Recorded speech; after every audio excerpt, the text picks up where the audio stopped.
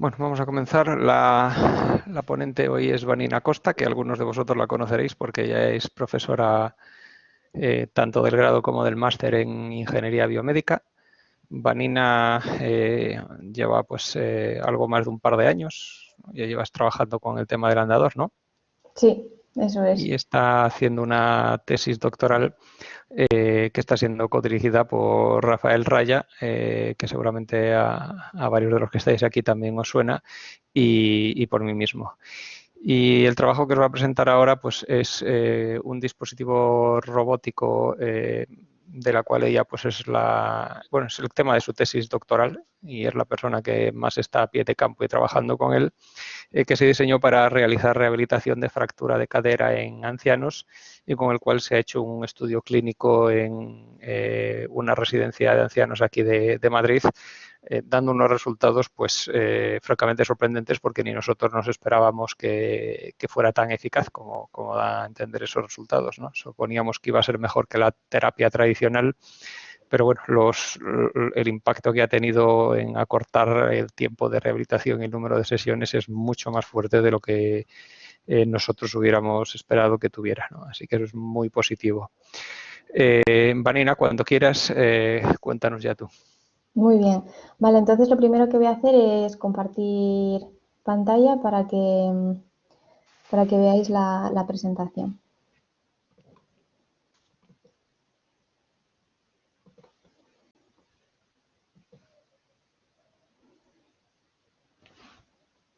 Vale, ya la estamos viendo. Ya la estáis viendo. Vale, estupendo. Bueno, pues nada, muchas gracias, Abraham, por tu presentación. No tengo mucho más que añadir, más que, bueno, decir que tenía muchas ganas de participar en estas charlas y contaros sobre este dispositivo, porque yo creo que algunos de vosotros ya lo conocéis, que alguna vez en clase he hablado sobre ello, incluso me habéis acompañado al laboratorio para verlo y otros no, pero incluso los que lo conocíais, pues no sabéis cómo comenzó todo esto y hoy vamos a hablar de ello, así que llegó el momento por fin. Bueno, empezamos entonces con la presentación, que la he denominado pues la plataforma robótica S-Walker para rehabilitar fractura de cadera. Mira, vamos a pasar por estos puntos hoy, vamos a ver un poco sobre la patología, la fractura de cadera, qué dispositivos robóticos existen, que actualmente pensemos que puede dar solución. ¿Cuál es la solución que hemos adoptado nosotros y cómo ha sido el desarrollo de la plataforma y también la validación clínica? Es verdad que no me puedo meter en demasiada profundidad en cada uno de estos puntos, tal vez en algunos penséis que paso demasiado de forma superficial, pero bueno, espero que luego al final de la charla, si queréis hacerme, las preguntas que tengáis, dudas, curiosidades, pues yo estaré súper contenta de compartir lo que necesitéis con vosotros. Bueno, en cuanto a la patología, ¿por qué nos centramos en fractura de cadera? ¿Por qué nos ponemos a estudiar esto y no otra patología? Bueno, resulta que la fractura de cadera es un problema que realmente está bien cuantificado y es que más o menos cada año entre un 35 y 40% de personas mayores de 65 años, como veis ahí, sufre una caída. Y este porcentaje evidentemente es mayor cuando hablamos de edades superiores a 65 años, por ejemplo, pues a partir de los 70, 75. ¿Qué es lo que pasa tras una caída? Pues con mucha frecuencia hay una fractura de cadera por la debilidad ósea. Entonces, esta persona de avanzada edad, en muchas ocasiones permanece durante un largo periodo ingresado o ingresada tras una cirugía de fractura de cadera. Esta cirugía será más o menos larga, más o menos compleja, dependiendo del nivel en el que haya sido en el que haya sido la fractura, ¿no? en el fémur.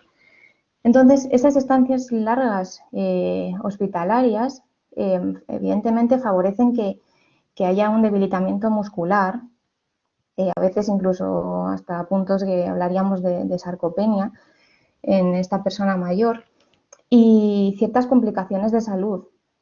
Todo esto no solo lo vive la persona en el hospital, sino que se traslada más tarde a la rehabilitación. podemos hablar de que la rehabilitación realmente es compleja y pueden ser, ya os digo, que puede ser bastante larga. Entonces, claro, ante esta situación podéis imaginar los costes asociados que pueden derivar de ello al sistema de salud. Por eso tanto interés sobre este tema. Claro, tras la fractura de cadera, el rango de movilidad articular de la cadera, ¿no? Hablamos de esta articulación hoy, se ve francamente disminuido. Y entre esto, la compleja rehabilitación, los periodos largos, incluso otras complicaciones de salud que pueda tener la persona mayor, pues hablamos de que aproximadamente el 40% de las personas no llega a recuperar la función, la actividad funcional previa a la fractura.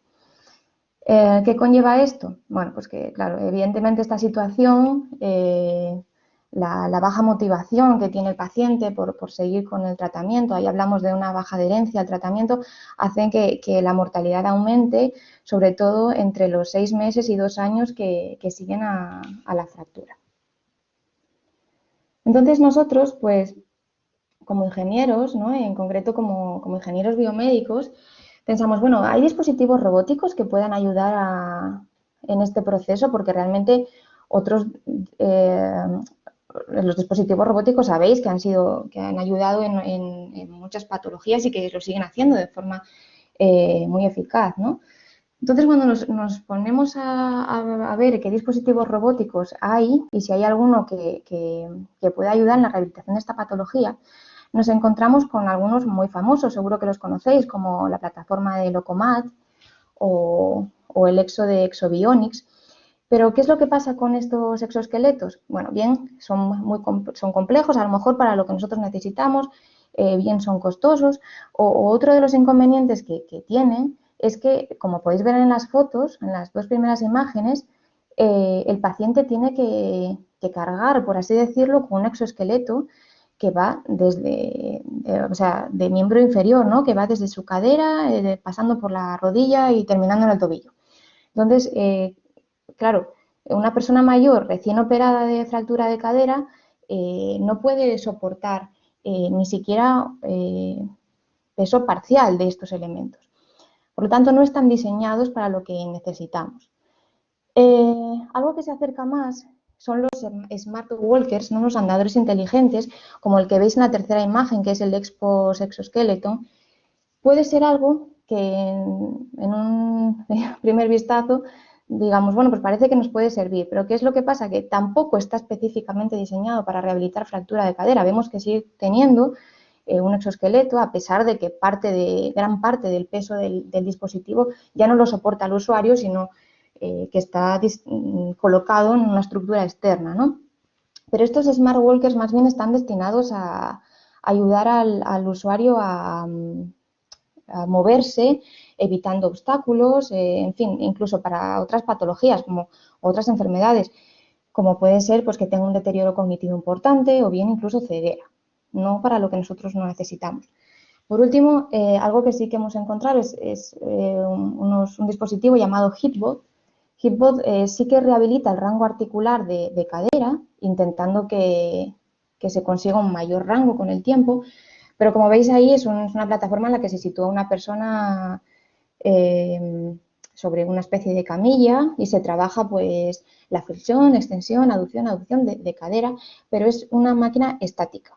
Nosotros lo que buscamos es que el paciente pueda empezar con una marcha desde lo que llamamos promover la marcha temprana, ¿no? Que pueda empezar a caminar desde un periodo muy cercano a haber pasado ya la cirugía y que además esa marcha pueda ser todo lo autónoma que se pueda. Claro, todo esto pretendemos que esté integrado en un dispositivo que permita una terapia configurable y que tenga una estructura adaptable a cada usuario.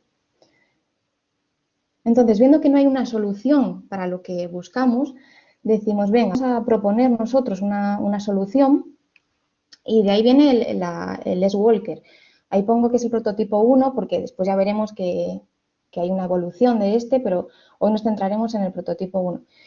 Entonces, para conseguir promover esa marcha en fases tempranas, claro, resulta que encontramos un dispositivo que sí parece que tiene características bastante interesantes, y ese dispositivo probablemente lo conozcáis muchos de vosotros, que es el CP Walker, el que vemos en la imagen de arriba a la izquierda.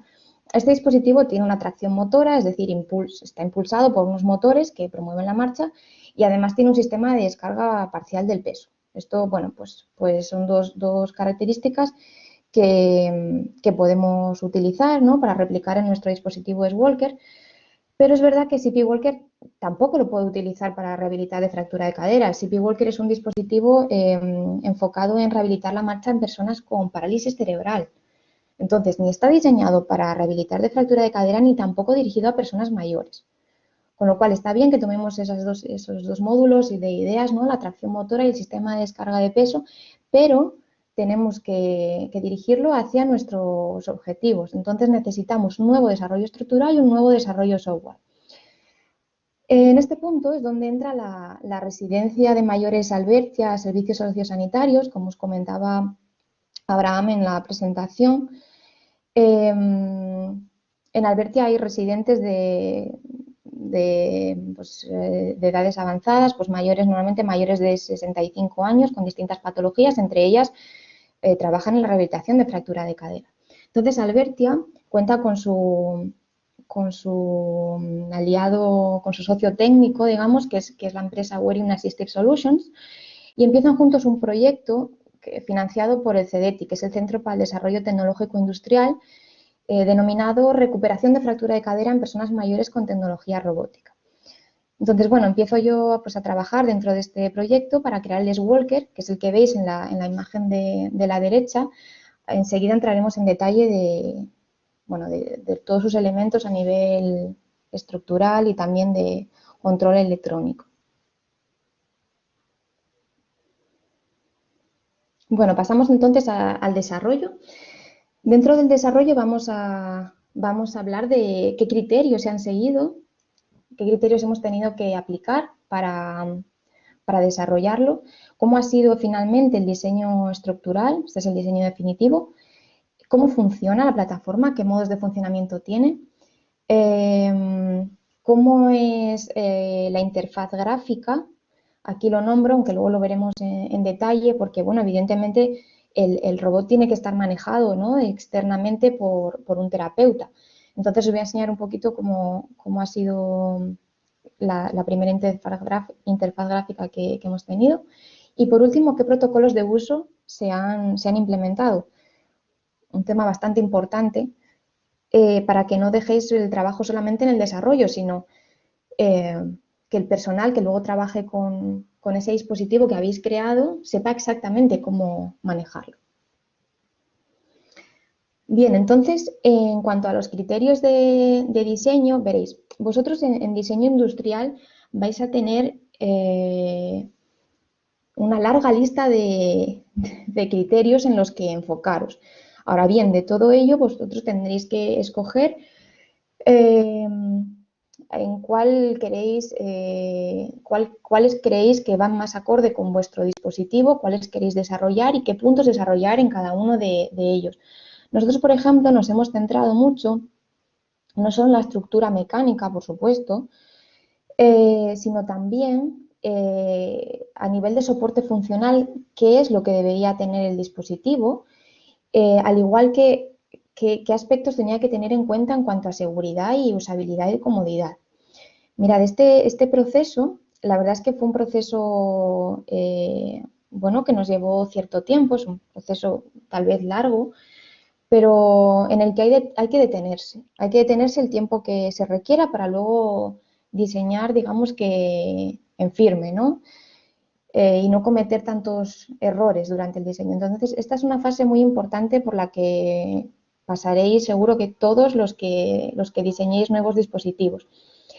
En esta fase trabaja, por un lado, el equipo técnico, ¿no?, con el equipo clínico. Entonces, siempre, pues como biomédicos, estaréis metidos en un grupo, y así lo espero, en un grupo multidisciplinar, en el que aportéis ideas técnicas dando soluciones, pero que también podáis escuchar al equipo clínico para responder a esas necesidades. Y además siempre teniendo muy presente que vuestro sujeto final para el que destináis ese dispositivo, pues está muy bien definido. En este caso es una persona mayor con fractura de cadera. Cuando ataquéis otros proyectos será el sujeto que sea.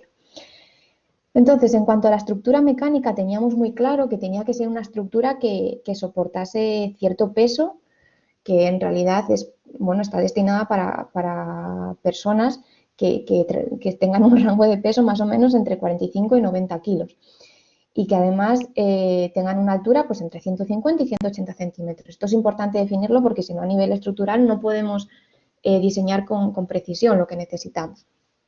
A nivel funcional, teníamos muy claro que además de tener una tracción para impulsar la marcha, necesitábamos un sistema que descargase parcialmente el peso del usuario. ¿Por qué? ¿Por qué hablé de esto antes y por qué sigo hablando de esto ahora? Esto es muy importante porque si yo quiero poner al usuario a caminar desde fases muy tempranas, o sea, que pase por el quirófano y que después de 3 días ya pueda estar sintiendo que camina, claro, esa persona con la debilidad muscular que tiene en su miembro inferior no puede soportar prácticamente ni su propio peso. Entonces necesita un dispositivo que cargue parcialmente con el peso del usuario. Y que además esto se pueda configurar para que a medida que avance la terapia vaya cargando con más y más peso de su propio cuerpo hasta cargar con el 100% de su peso. Además, era muy interesante y es que se transformó en algo prácticamente obligatorio medir el rango de movimiento de cadera, porque como os comentaba, claro, en la fractura este rango se ve disminuido y yo quiero que esa persona vuelva a andar y vuelva a tener el rango de flexión y extensión que tenía antes de la fractura. Entonces necesito un dispositivo para ir midiendo la evolución del rango de movimiento articular, ¿no? en la cadera. Y por último, como os comenté un poquito en la diapositiva anterior, claro que necesito una interfaz gráfica para que pueda interactuar el fisioterapeuta con el robot, que el fisioterapeuta le dé unas órdenes al robot, a la plataforma, ¿vale? Robótica, al andador, para poder moverse en la dirección que el fisioterapeuta escoja, dependiendo de la fase de rehabilitación en la que esté, y también necesita esa interfaz gráfica para recibir datos, ver cómo evolucionan los datos que recogen los sensores.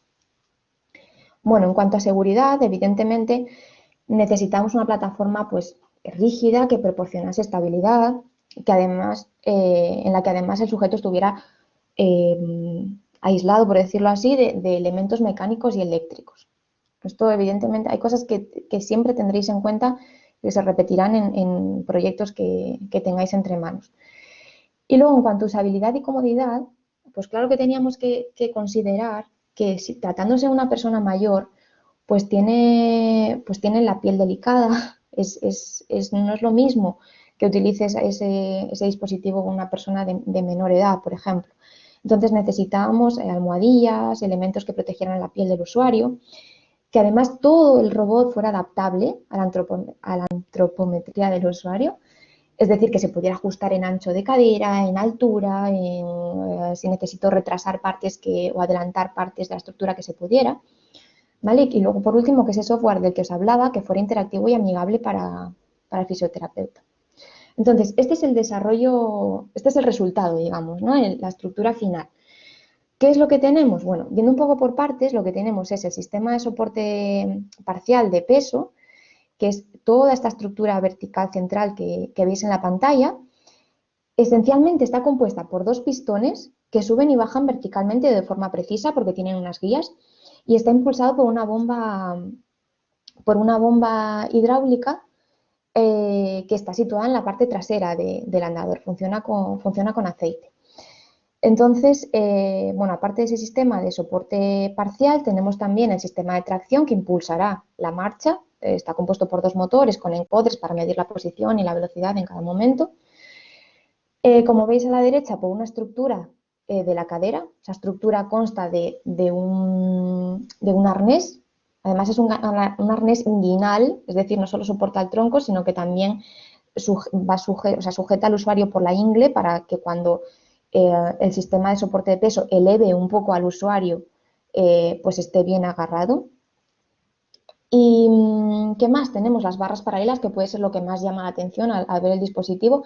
Las barras paralelas nos aseguramos muy bien que fueran ajustables en altura, en anchura y que también fueran abatibles para favorecer la transferencia del usuario desde donde estuviera hasta la plataforma. Luego hablaremos de esto, de la transferencia del usuario. En la parte central del dispositivo veis que pongo ahí estructura en T extraíble. Bueno, esa estructura en T es totalmente rígida, entonces evidentemente es un obstáculo bastante grande a superar por la persona que quiera montarse, por así decirlo, en el andador. Entonces la hicimos extraíble para que se retirara todo ese primer módulo, cuerpo delantero del andador, y que pudiera entrar una persona sin ningún problema. En la parte de atrás, toda esa caja que veis, que pone unidad electrónica de control, desde ahí, ahí está la electrónica y ahí hay módulos que reciben datos y que envían datos y que se comunican con la interfaz gráfica. De hecho, lo hace de esta manera. Ahí dentro hay como un pequeño ordenador. Es electrónica integrada, es un PC104, es como lo que os digo, como un ordenador pequeñito que lo que hace es recibir señales de los sensores. ¿A qué sensores me refiero? Pues a los 2 potenciómetros, a cada uno de los que hay a cada lado de la cadera. El sensor que tenemos en el sistema de descarga de peso, ¿vale? Ahí tenemos una célula de carga que mide cuantifica cuánta descarga de peso le estoy quitando al paciente. Y también recibe información de los encodes de los motores para saber a qué velocidad va el andador. Entonces, gracias a un router del que dispone también en esa caja trasera el andador, se puede enviar información vía Wi-Fi a la interfaz de usuario, ¿no? En realidad a una tablet convencional donde hay un software implementado y que tendrá el fisioterapeuta para ejecutar órdenes a ese andador, pero también recibir visualización de datos. Bien, ¿cómo funciona? ¿Qué modos de funcionamiento tenemos? Bueno, por un lado, veréis, en este proceso sí que no quería saltarme esta parte sin decir lo siguiente, y es que en este proceso de desarrollo de los modos de funcionamiento, al igual que el desarrollo de la aplicación, trabajó en todo este proceso intensamente una exalumna del CEU, que es Laura González Españaque. Trabajamos juntas y ella trabajó intensamente en todo este proceso. Ella es ingeniera biomédica y en telecomunicaciones y centró su trabajo fin de grado en este tema. Entonces tendremos dos modos de funcionamiento. Por un lado, el que llamamos el modo guiado, ese que veis como Guided Walking Mode, modo guiado, y el otro que es un modo libre, que es el Free Walking Mode. No hay que entender claramente, esto lo pongo a nivel esquemático, pero si nos centramos en los muñequitos, realmente lo que hace el sistema guiado es que es el fisioterapeuta el que decide en qué direcciones mover el andador, cuándo comienza el movimiento y cuándo termina. Entonces, digamos que el fisioterapeuta tiene el poder, ¿no?, de en qué dirección y sentido mover el andador. Y a diferencia de esto, tenemos el modo libre, el Free Walking Mode, en el que el andador comienza a moverse porque detecta una intención de movimiento por parte del usuario. Esa intención de movimiento es simplemente un pequeño movimiento que detectan los potenciómetros cuando mueve un poquito la pierna. Entonces, comienza a moverse el andador y se detiene cuando también percibe una intención de parada por parte del usuario. Esto tuvo el tener estos dos modos tuvo mucho éxito, ¿no? Porque al final, bueno, cuando nosotros presentamos esto en la residencia, pues valoraron mucho que tuviéramos dos modos distintos, pero al final el modo libre no se utilizó nunca para las terapias, sino que se utilizó siempre el guiado, porque claro, cuando la persona comienza la terapia necesita toda la ayuda del fisioterapeuta, incluso para mover el dispositivo. Entonces, el free walking mode quedó más bien apartado, es algo muy interesante, pero quedó más bien, se entendió que más bien se podía utilizar cuando la persona ya hubiese recuperado la marcha casi al 100% y utilizase el andador casi de soporte para desplazarse por la residencia, dado que, claro, la decisión de marcha y parada depende del usuario. Entonces, bueno, simplemente eso, que sepáis que siempre se optó en las terapias, en la validación, por el modo guiado, en el cual el fisioterapeuta tenía el control. Y mirad, os expongo aquí algunas imágenes de la primera interfaz gráfica que tuvimos, que Pinta tenía. Ahora se están desarrollando otras, pero bueno, básicamente todas comparten lo siguiente, y es que tienen un módulo de base de datos, como veis en esta segunda pantalla, subpantalla que vemos aquí, es la base de datos en la que bueno, se ingresan los datos del paciente, pues evidentemente es un registro pues, con su nombre, su apellido, pero también su peso, su altura, las observaciones que se quieran poner, etc. Luego constará de una fase, de un módulo de terapia, que es donde está la imagen 3, que es donde se configura, donde el fisioterapeuta configura qué terapia quiere realizar con el usuario. ¿Qué cosas podemos configurar? Pues vamos a configurar básicamente la velocidad a la que queremos que funcione el andador, en qué modo va a funcionar, si en modo libre o guiado, que es lo que os contaba antes, y también cuánta descarga de peso le va a quitar la máquina al usuario. En este caso veis que pone un 60%, pues seguramente, pues viendo que es un porcentaje tan alto, pues probablemente sea de un sujeto que acaba de iniciar la rehabilitación tras cirugía, ¿no? Luego os enseñaré en qué porcentajes empezamos y cómo evoluciona. Entonces, bueno, configuramos esas cosas y luego os pongo, sí, la pantalla 4, que es para que veáis que luego ya podemos disponer de estos símbolos de hacia adelante, hacia atrás, derecha o izquierda, para que el fisioterapeuta dirija la plataforma. Y, por supuesto, aparte de estos, tendremos un módulo de análisis de datos, donde veremos cómo ha sido la evolución del rango de movimiento a lo largo de, pues bien en una sesión o a lo largo de varias sesiones. Bueno, entramos en un tema un poco más particular, del que no siempre se habla. De hecho, cuando hemos hecho publicaciones no siempre hemos hablado de esto y me pareció importante, más que nada, a lo mejor interesante comentarlo en esta charla, y es cómo hemos pensado en el proceso de transferencia del paciente. Porque, bueno, está muy bien, tú tienes un dispositivo, pero también tienes que pensar en, vale, ¿y cómo se va a subir ahí el paciente, ¿no? ¿Qué pasos tiene que dar? Y esto es otro trabajo que también nos ha llevado tiempo de contrastar y acordar con el equipo clínico. Entonces, veis que ahí pongo que el usuario, todos los usuarios han partido, todos los pacientes han partido partían de una silla de ruedas. Entonces, lo que se hacía era un traspaso intermedio a un andador convencional, como el que se observa aquí en la imagen, y mientras estaba sujeto a ese andador convencional, pues en un primer momento pensábamos, vale, pues el usuario desde ese andador da unos pasitos para atrás y ya se puede anclar al robot, ¿no? Pero bueno, esto podía ser peligroso porque no todos los pacientes tienen esa habilidad y seguridad de ir hacia atrás hasta toparse con el robot. Entonces, veis que en la fase 1 lo que pensamos era, bueno, pues creamos que en la plataforma se pueda retirar toda esa forma de T y que el usuario se acerque en marcha atrás hasta el robot. Pero bueno, lo que decía, esto no pensamos que no era tan buena idea. Entonces, en una fase 2 lo que se hizo fue, bueno, ¿y si cambiamos este soporte, que es como una pata que al final soporta todo el robot una vez que se retira la parte de delante, y si lo cambiamos por un ruedín que no solo soporte la estructura cuando retiremos la parte delantera del robot, sino que además ayude a acercar el robot a la persona.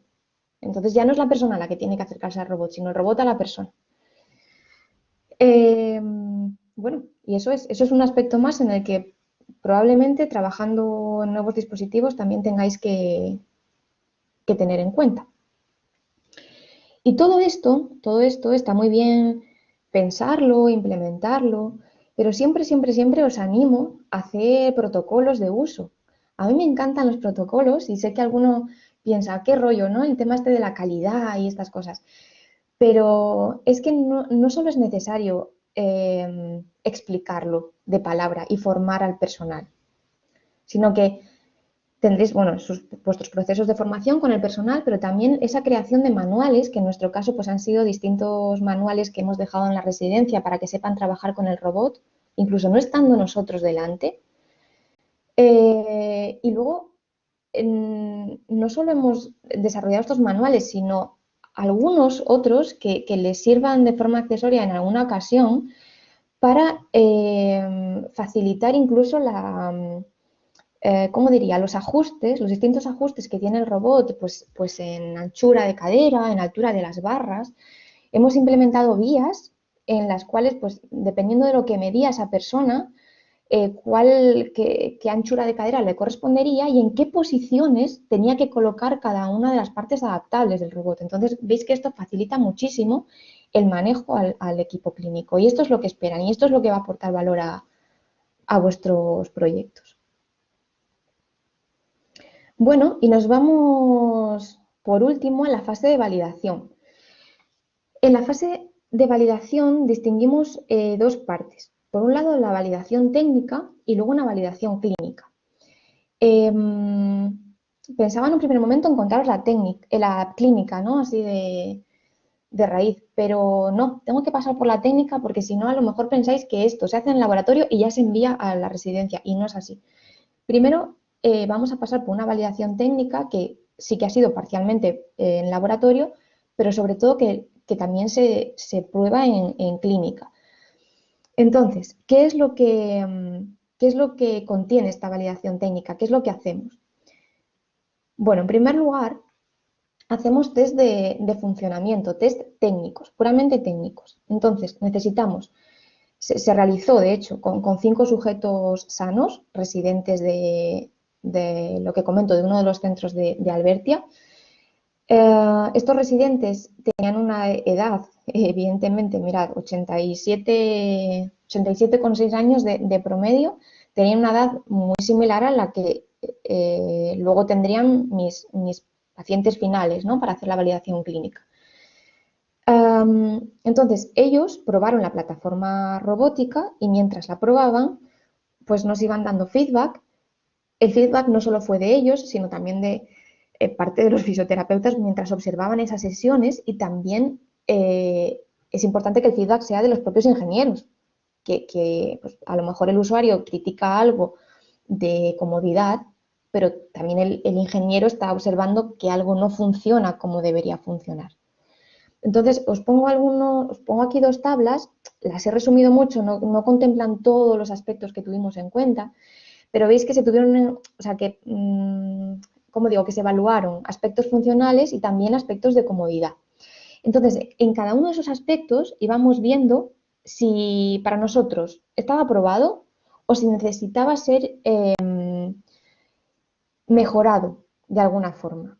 Entonces íbamos recogiendo todos esos comentarios, observaciones, para luego, evidentemente, aquellos puntos que debían ser mejorados tendrían que serlo, si se podía, en la misma plataforma que teníamos y si no, en un prototipo posterior al que teníamos entre manos. Y además de esa validación o esa evaluación funcional, ¿no? que es puramente técnica, también se hizo un test de usabilidad. Este test de usabilidad, a ver, podéis crearlo vosotros mismos, pero es verdad que hay mucha bibliografía de test de usabilidad estándares. Entonces, nosotros nos basamos en uno de ellos. El test de usabilidad sirve para ver cómo de contento, digamos, cómo de satisfecho está el usuario que va a manejar la plataforma pues, con ella, ¿no? Con ese dispositivo. En este caso, creamos un test en el que había pues, hasta 10 preguntas del tipo de me gustaría ampliar esta herramienta, me ha parecido fácil de usar, creo que hay inconsistencias. Entonces, ese test, con estas distintas preguntas, a este test tenían que contestar dos fisioterapeutas. Digo dos, bueno, porque eran los que trabajaban normalmente con los residentes. Entonces, según lo que vayan contestando en cada una de estas preguntas, se van obteniendo las respuestas son equivalentes a una serie de puntos, ¿no? Entonces, al final, estos puntos para el fisioterapeuta 1 pues, fueron 95 y para el fisioterapeuta 2 fueron 87,5. Vale, fenomenal. ¿Qué significan estos puntos? Pues se traducen en si la usabilidad si es excelente o es malísima, o si es buena o si es pobre, ¿vale? Y entonces esa usabilidad es lo que os decía, el nivel de aceptabilidad que tiene la plataforma para ejecutar nuestro objetivo, ¿no? Que en este caso es rehabilitar de fractura de cadera. Entonces veis que estas puntuaciones que al final recibimos por ambos fisioterapeutas realmente fueron bastante altas. Si vemos en esta escala, que es una escala estándar de evaluación, os pongo aquí por si lo necesitáis alguna vez algo de bibliografía, de referencias y relacionadas, veis que con estas puntuaciones realmente la plataforma fue evaluada de una forma muy positiva. Muy positiva, digo que los puntos están por encima de 85 y que para ellos pues tenía una usabilidad, una aceptabilidad excelente y por encima de excelente incluso. Bien, y una vez que eso técnicamente fue evaluado y aprobado, digamos, sí que podemos pasarnos a la validación clínica. ¿Cómo hacemos esa validación?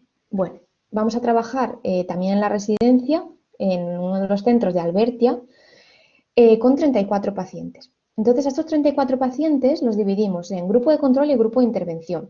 Normalmente tendréis esto en casi todas las validaciones que hagáis, ¿no? Para nuevos proyectos. El grupo de control normalmente es el que lleva a cabo una prueba de una forma conocida hasta el momento. En este caso, el grupo de control realizó una rehabilitación convencional para rehabilitarse de fractura de cadera.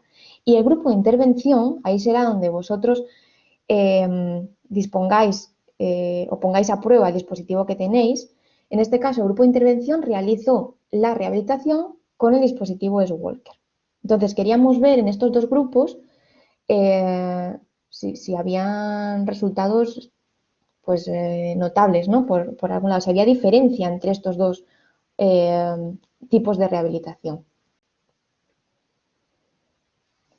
Y mirad, os pongo aquí un gráfico de qué estrategia se siguió para la rehabilitación con el robot, con S-Walker, ¿vale?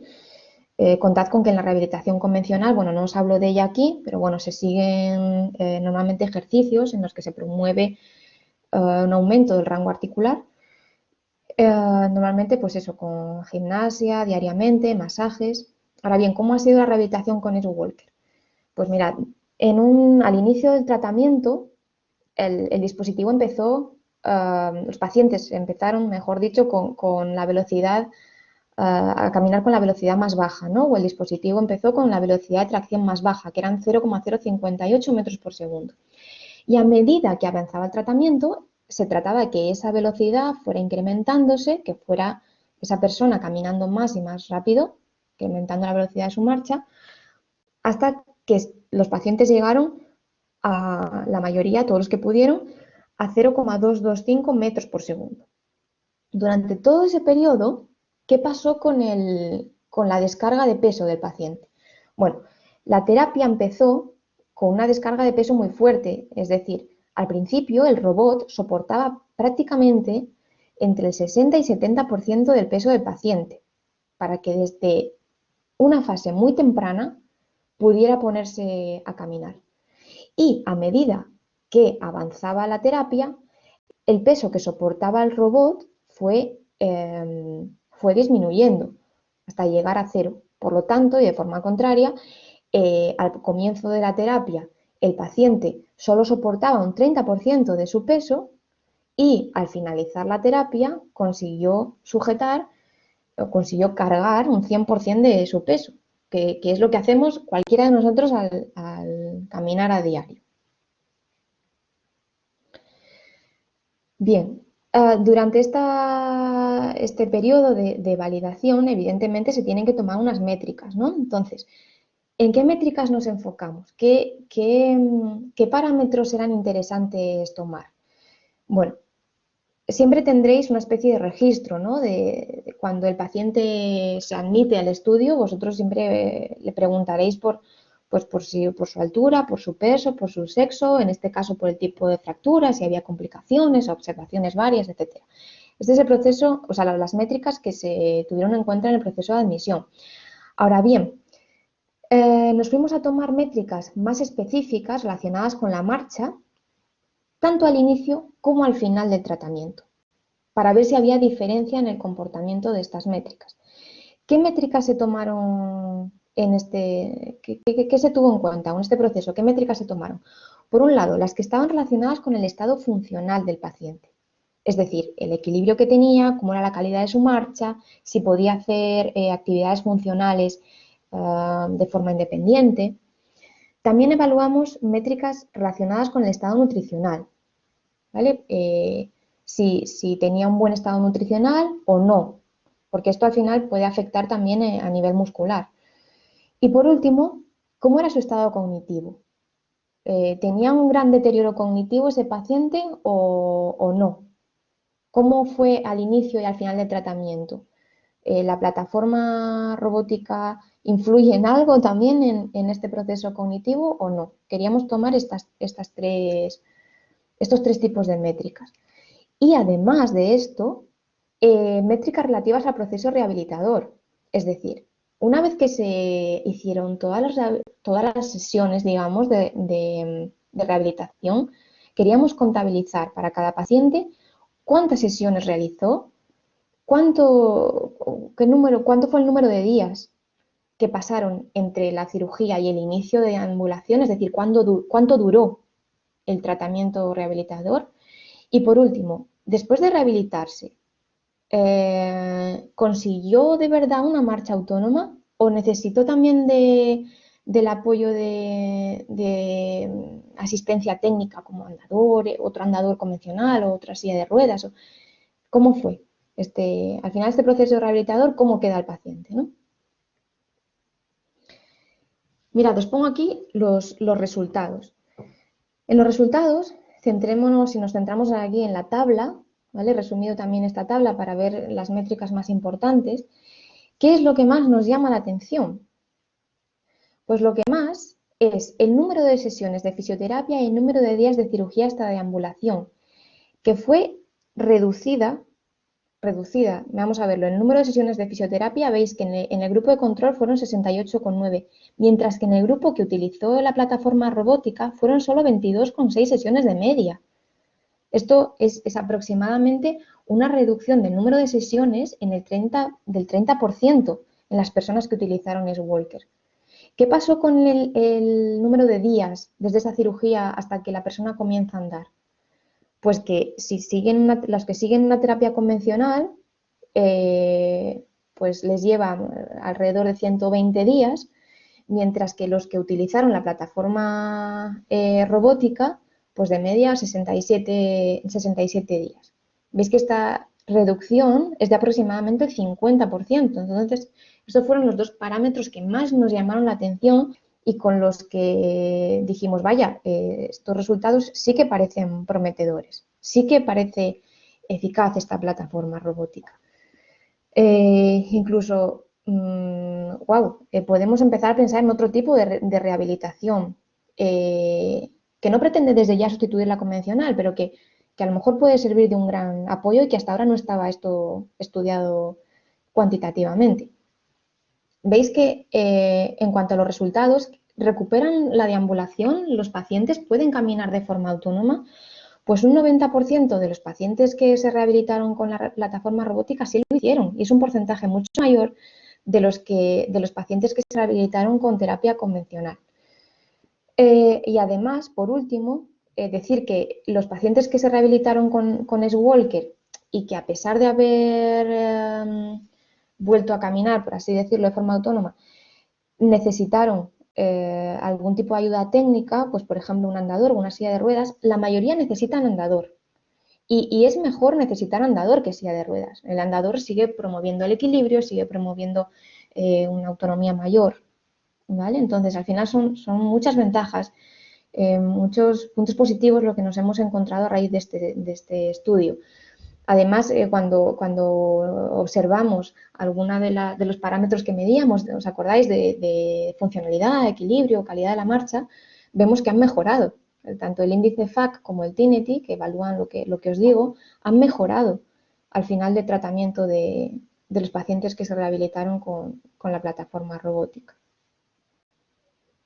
Bien, todo esto vuelca a unos resultados científicos muy interesantes y bueno, pues da lugar a una serie de publicaciones que tenemos entre manos, pues ya sea a nivel de congreso o de revista o de algún simposio en el que hemos presentado, estamos en ello, en estos resultados.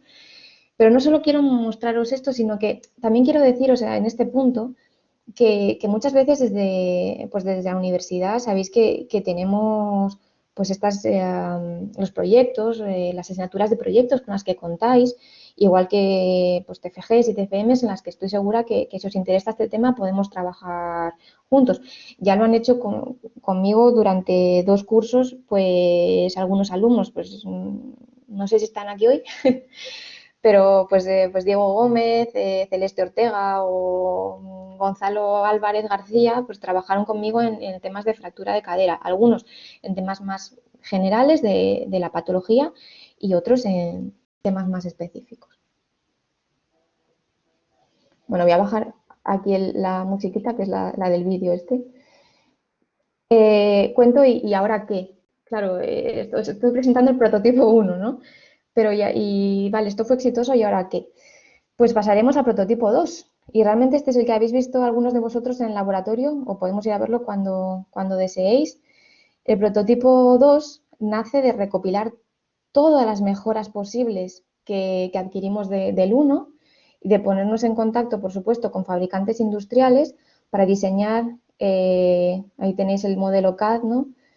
De un dispositivo que ya sea, ¿cómo decirlo?, industrial, ¿no? Que tal vez incluso se pudiera comercializar. Y bueno, veis a la derecha el vídeo que también está por ahí colgado en las redes, o sea que algunos de vosotros lo habréis visto. ¿Y qué tenemos ahora entre manos con este nuevo dispositivo? Pues seguir haciendo pruebas, seguir en pruebas clínicas para bueno, hacer nuevas pruebas clínicas con nuevos parámetros y afianzar esos resultados tan buenos y tan prometedores que hemos obtenido. Y estoy segura que en esta fase también podéis colaborar, ¿no? Bueno, a nivel de conclusiones, yo no quería traer unas conclusiones de 3 puntos y leerlas.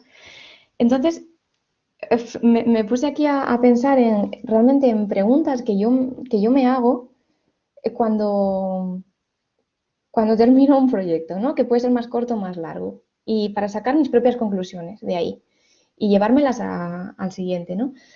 Y estas cuestiones han sido, pues, que he podido ayudar a otras personas. Estas son las que yo me hago, ¿no? Y que a lo mejor os ayudan a vosotros también a reflexionar en vuestros propios proyectos.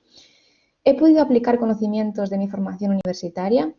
Me ha ayudado en mi desarrollo. ¿Qué pasa con los momentos difíciles? ¿Cómo han sido? ¿Cómo los he encarado? ¿Qué puedo sacar de eso, no? Al final, ¿qué sensación me queda de todo esto? Bueno, para mí la respuesta a todas estas preguntas pues la he resumido en estas palabras. Por un lado, cuando me pregunto que si he podido ayudar a otras personas, yo creo que es importante, ya sea esa u otra cuestión, tener claro vuestro propósito.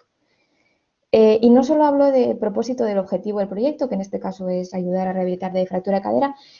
Para mí, mi propósito es participar en proyectos en los que yo pueda ayudar a otras personas. Para cada uno de vosotros será, pues para unos el mismo y para otros otro y está perfectamente válido, ¿no? Pero creo que el propósito uno siempre tiene que tenerlo en cuenta porque cuando vienen esos nuevos retos, que dan miedo y las dificultades que os encontraréis, si tenéis claro ese propósito, siempre volveréis a él y siempre tendréis energía para seguir adelante con vuestro proyecto. A nivel de formación, sí que he aplicado temas aprendidos en mi carrera, pero no siempre ha sido así. Y tenéis que estar muy abiertos a aprender sobre lo que caiga en vuestras manos.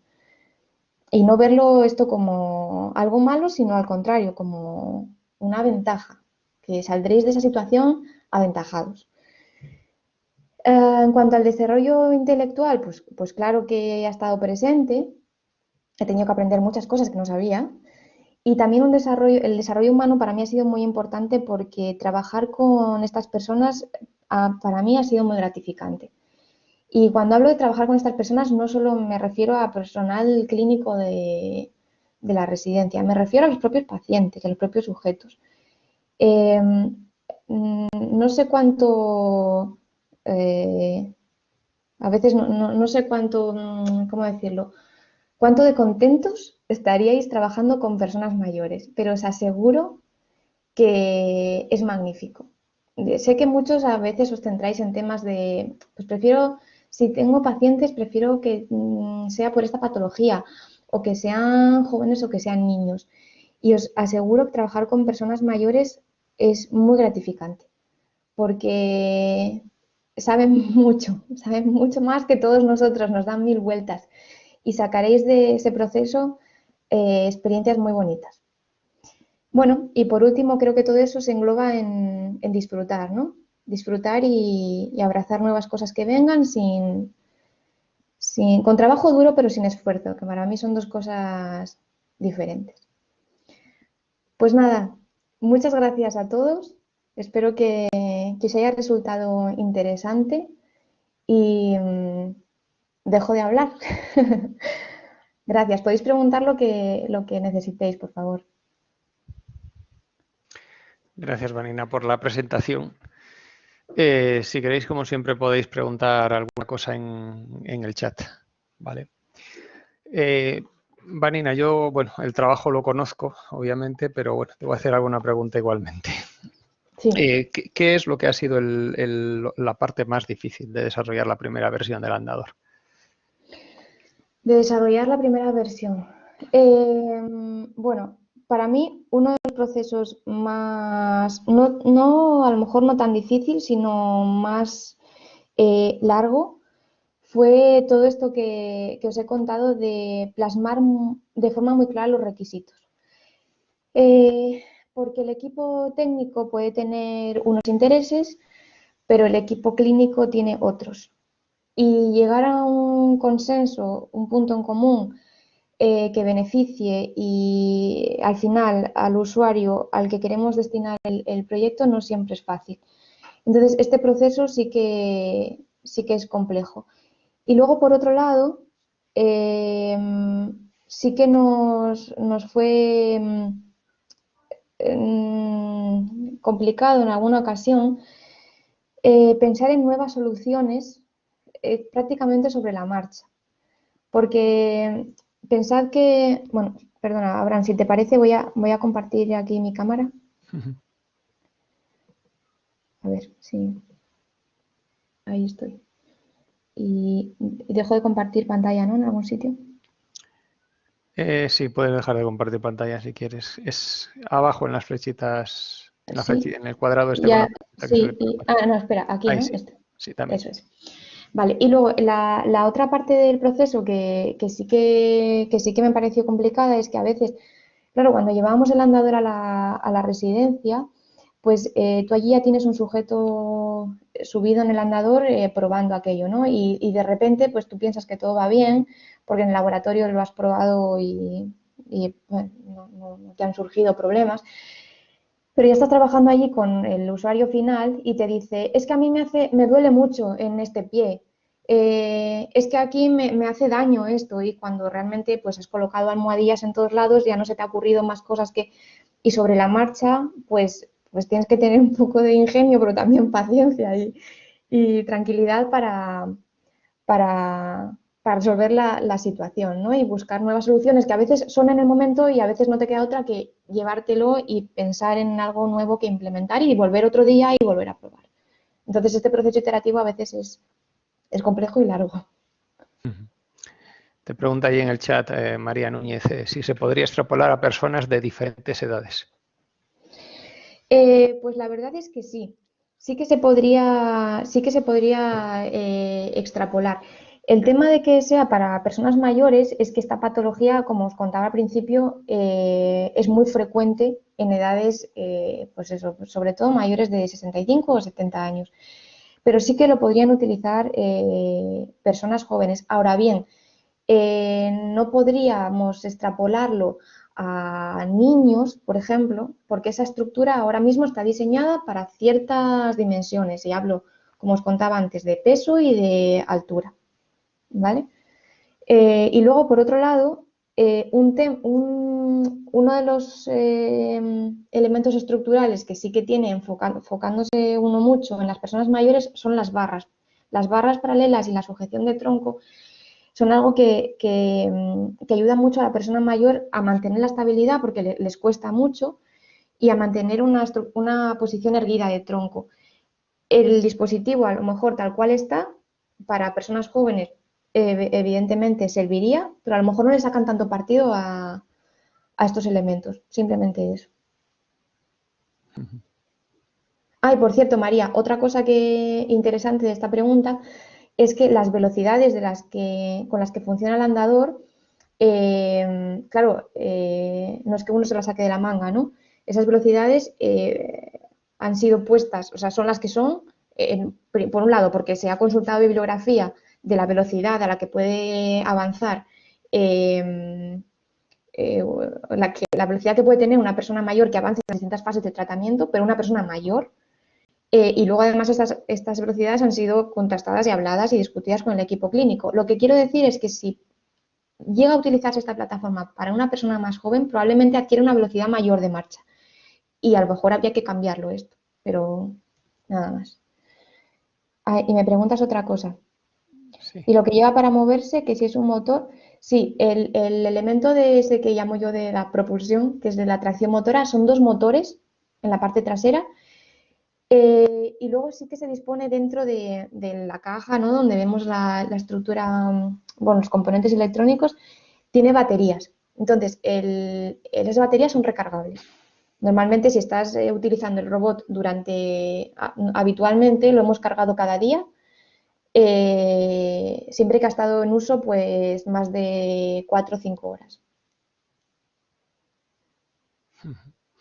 Y también te digo, María, la forma de decirle al robot qué es lo que tiene que hacer en cada momento es programándolo. ¿Vale? Y esa es la forma en la que él sabe cuándo tiene que andar y cuándo tiene que pararse o si tiene que ir a la izquierda o a la derecha. Correcto, correcto. Hay una fase ahí en la parte esa que os contaba de desarrollo de software, pues tiene detrás programación. Estas imágenes que os enseñé con la interfaz gráfica, que es la que habéis visto, es la primera que tuvimos, se hizo con C Sharp en Visual Studio Code. ¿Y qué más os iba a comentar esto? Ah, sí, también trabajamos evidentemente con MATLAB y Simulink para comunicar desde un primer momento y hacer pruebas con el robot. Gracias a ti, María. Vale, ¿hay alguna cuestión más? Está preguntando ahí Danilo. Sí. ¿Cómo planteas el proyecto cuando ya tenías una idea de lo que querías hacer respecto al tema y poder llevar a cabo el proyecto, la estrategia de desarrollo? Bueno, yo tengo una respuesta que darte, pero si me alejo mucho de lo que me querías preguntar, me rediriges. O sea, yo lo que creo que hay que tener claro es, dices, ¿cómo planteas el proyecto cuando tienes una idea, ¿no? Si tú ya tienes una idea y evidentemente el equipo montado, que en este caso pues sabes que tienes parte clínica y parte técnica y que es necesario la clínica y la técnica y que una sin la otra no rueda, lo que hay que establecer desde el principio del proyecto es una serie de tareas que se pretendan llevar a cabo y un cronograma. Es decir, en qué tiempos se va a llevar a cabo cada una de esas tareas, qué equipo va a interactuar o participar o colaborar en cada una de esos puntos y que ese plan esté compartido por todos y que esté vivo. O sea, si hay cambios hay que comunicarlo, hay que tener pues eso, una buena organización y una buena comunicación con todo el equipo. Y me dices ahí luego lo de poder llevar a cabo el proyecto, ¿no? Que es esa estrategia de desarrollo, pero fundamentalmente es esto, se crea un plan desde el principio, no se puede empezar a lo loco, se crea un plan desde el comienzo que está basado en una buena organización, comunicación, tiempos, cronograma y esto, y compartir y avanzar y ir aprobando, ¿no? Cada una de esas fases de las que has dispuesto. Vale. ¿Alguna cuestión más? ¿Quiere hacer alguien? Bueno, pues nada, gracias Vanina por la presentación y nada, a ver si dentro de un añito o así, pues nos haces una presentación de la segunda versión del andador y a ver qué Sí, tal sí, son los sí. resultados. Eso, Vale, eso lo espero, poder seguir trayendo cosas del andador, al igual que cualquier otra pequeña charla que podamos hacer de temas de diseño o lo que os interese, pues poder seguir participando. Muchas gracias, Abraham, y muchas gracias a todos.